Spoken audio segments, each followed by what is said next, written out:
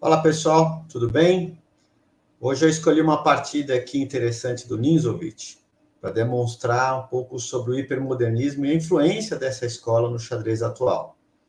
Ou seja, jogadores como o próprio Carlsen, Aronian, Kramnik, Petrosyan foram influenciados por esse grande nome do hipermodernismo, Ninzovic.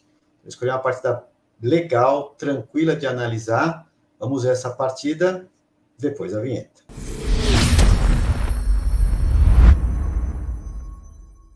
Muito bem, pessoal. A partida aqui que eu escolhi é a partida do Madsen, jogador letão, né, contra o Ninzovic. Essa partida é bem legal porque os hipermodernistas, a gente tinha ali uma escola com vários jogadores hipermodernos, né, que influenciaram esse tipo de jogo, né, um jogo onde você procura jogar a longa distância, utilizando fianquetos, né, a não ocupação do centro pelos peões, ou seja, foi uma escola revolucionária, né? Ret, por exemplo, é um dos membros dessa escola, são vários outros aí que a gente pode colocar. Muito interessante de você observar a influência que eles fizeram no xadrez atual, né? A história de, por exemplo, você coloca aqui um bispo fianquetado, e esse bispo aqui fica formado por uma igreja, e um cavalo não consegue chegar perto desse bispo, por exemplo, como acontece nas aberturas clássicas, se você joga uma Rui Lopes, o bispo já é atacado logo de cara. No hipermodernismo, não. Então, eles achavam que não havia necessidade de ocupar o centro, dentre outras coisas, né? Estrutura de peões, por exemplo, algumas defesas, como a defesa Ninzo-Índia, é muito interessante de você observar o enfoque que esses jogadores deram e realmente mudaram um pouco a forma de você jogar xadrez, né? Ou seja, dominar o meio, aquelas coisas do Steinitz, né? Do centro clássico e tal, aquelas considerações mais antigas que essa escola, tomaram um novo rumo, né? Essa partida eu gosto bastante, porque o Ninzovic, o pessoal pede muito aqui dica de livro, e eu tenho falado dos livros mais antigos, porque eu acho que os livros novos estão aí, tem outros youtubers comentando, né? E são livros muito bons, eu estou vendo um do Spassky aqui, que depois eu passo para vocês, mas hoje eu gostaria de indicar os 3 livros do Ninzovic, que é o Meu Sistema, que ele comenta toda a questão dele, né? Ataque evolucionário, ataque revolucionário, torre na sétima. Ele bota um sistema de ensino dele que ele considera bem apropriado, peão passado, bloqueio de peão passado, enfim. Ele coloca uma série de coisas ali. É um livro muito importante. Os russos gostam muito, né? Petrosyan talvez tenha sido mais influenciado pelo Ninzovic dos ex-campeões mundiais soviéticos, né?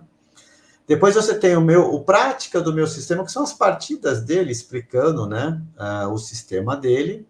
E depois tem um outro livro menos conhecido chamado O Bloqueio, que é um livro pequenininho, né?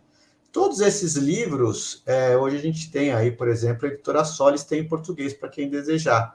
Mas são livros muito bons, né? Não sei se acha em sebo e tal, mas eu tenho os 3 aqui, e é importante essa leitura, você ler esses clássicos, para depois você estar em condições de você ver os livros atuais com ideias de aberturas totalmente novas, com as influências do computador, né? Muita gente quer pular essas etapas e não estudar os clássicos, e não funciona assim, pessoal. A gente sabe que todo o conhecimento que a gente tem do xadrez hoje vem dos jogadores do passado, que vão, a cada geração, trazendo novas informações, até que chegue aos dias atuais, né? Como será daqui a 20, 30 anos o xadrez? O que o Carlsen deixou de legado, né, para os próximos enxadristas? Então, é assim que funciona.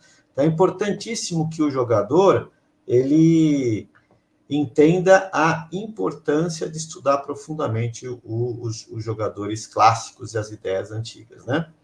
Então, essa partida aqui foi jogado D4, cavalo F6, C4, E6, e aqui nós temos a Ninzo-Índia, ou Ninzovic. A ideia clara é evitar aqui o avanço do peão E4, porque temos o controle aqui do cavalo pressionando o peão. Tem um monte de variante aqui. Para quem joga Ninzovic, tem que estudar um monte de coisa, né?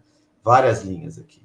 Não vou nem entrar no mérito. Seguiu aqui cavalo F3, a linha mais clássica, e o Ninzovic logo de cara tomou, deixando aqui os peões dobrados, tá? Tem, se me fala a memória, um jogador, um grande mestre, jogava direto mais ou menos essa ideia do Ninzovic, que é o Orlov, para quem quiser depois procurar no database, chessbase, e tentar encontrar mais partidas dessa posição. Ele já definia, ele não se preocupava em ser atacado aqui, já tomava logo de cara porque ele já queria cair na estrutura. Segue aqui D6, quando joga dama C2, um lance que eu não gosto muito, acho que era melhor rapidamente jogar o desenvolvimento do que pôr a dama aqui nessa casa, né? Nesse momento. Dama E7, a ideia é colocar os peões na preta, tá, pessoal? É muito comum, quando você perde um bispo de uma cor, colocar os peões na cor contrária, tipo dessa forma assim, tá? Você vai procurar colocar os peões de forma contrária do seu bispo remanescente. Na partida civil aqui, bispo A3, essa jogada até existe com a intenção de jogar aqui, ou pode ser, por exemplo, E4, E5, para aproveitamento aqui da cravada.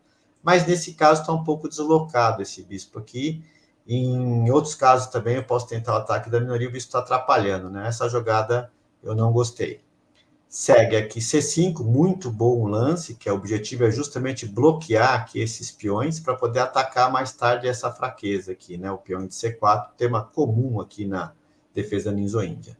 Seguiu G3, outro lance que também pode se avaliar como duvidoso, talvez porque fianquetar agora, era melhor tirar o peão pelo centro, com o cavalo D2, do que jogar esse fianqueto aí, né?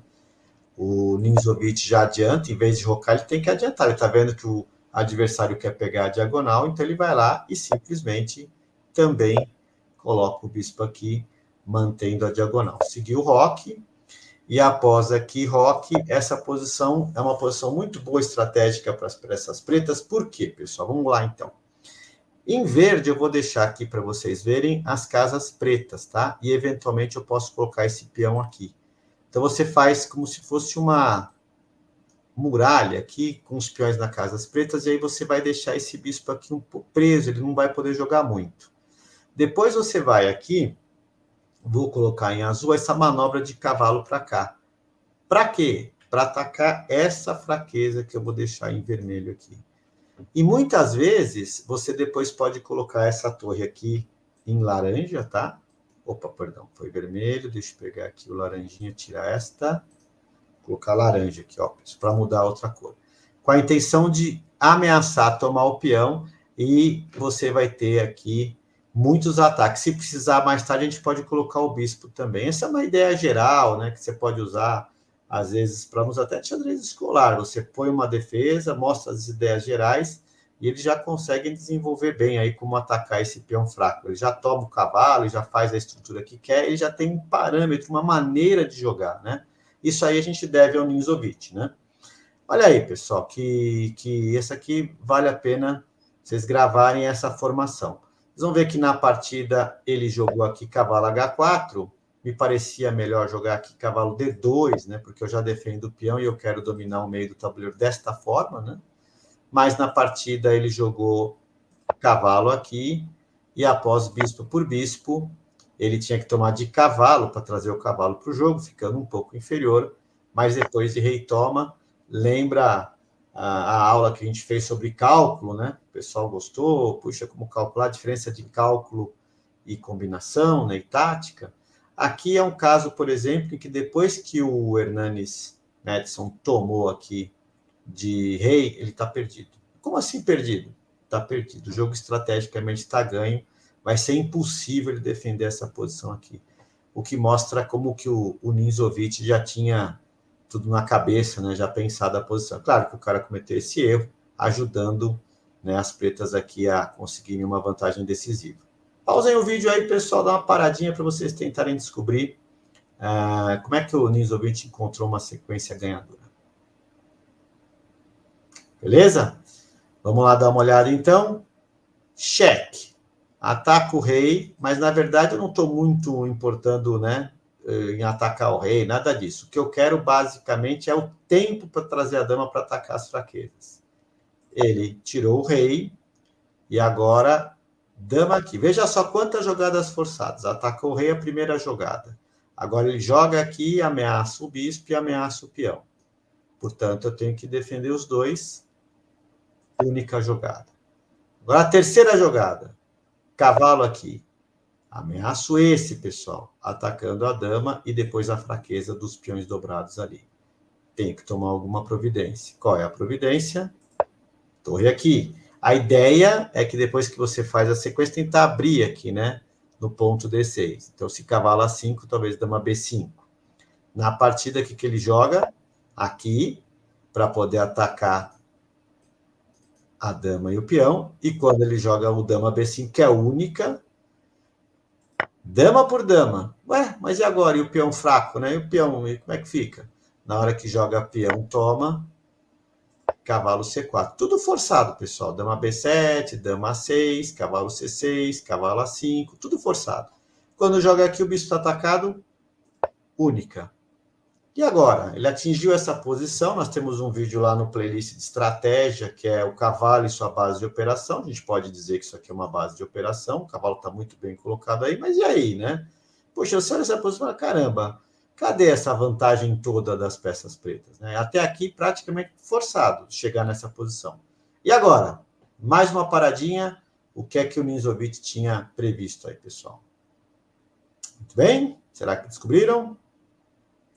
A6. Olha aí, A6 chegando de novo. O último vídeo foi um final de rei peões, né? Quem quiser ver lá, a jogada fina que foi feita. A6 ameaça tomar o peão. Eu não posso jogar A4, claro, porque aí toma o peão aqui, pessoal, tá cravado, não pode fazer esse lance. Então, quando joga aqui A6, ele é obrigado aqui a defender ou tomar o peão. Ele jogou o peão, toma, e agora depois de torre, toma peão. Olha só a única ilha de peões, nos dizer de Capablanca, né? E já começa a aparecer as fraquezas, eu posso agora trazer a torre para cá para atacar o peão. Na partida jogou esse, tentando abrir uma coluna, ele joga aqui, e após cavalo aqui, olha o cavalo mal colocado na borda do tabuleiro, tentando trazer para a defesa, ele vem com o cavalo aqui, ameaça o peão, tem que defender, ameaça o peão, quando joga aqui para atacar o cavalo, fino o cavalo E5, pessoal, atacando a torre, onde a torre vai, né? Tem que defender o peão aí, é que ele abandonou.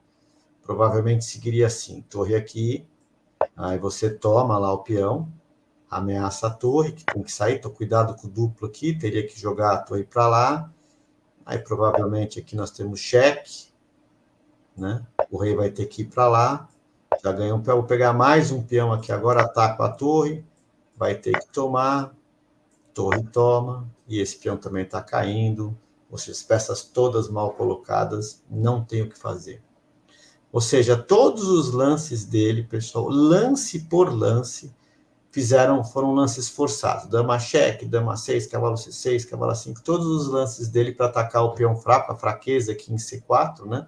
E depois o A6 fino para abrir a coluna e atacar o complexo de peões assim fracos que ficaram na ala da dama. Partida simples, claro que a abertura não foi bem jogada, ninguém fica mal assim logo no começo se não tiver jogado uma partida ruim, né, do ponto de vista estratégico, mas é interessante observar o quão o Ninzovic complementou o xadrez, complementou, não sei se é a palavra correta, mas, por exemplo, a influência que ele fez com o hipermodernismo, com partidas como essa, o pessoal ainda não entendia direito o que estava acontecendo, por isso que é importante o legado. Depois que viram as ideias, o pessoal também tenta fazer alguma coisa oposta, né, para tentar combater. E assim que o xadrez vai evoluindo, né, pessoal?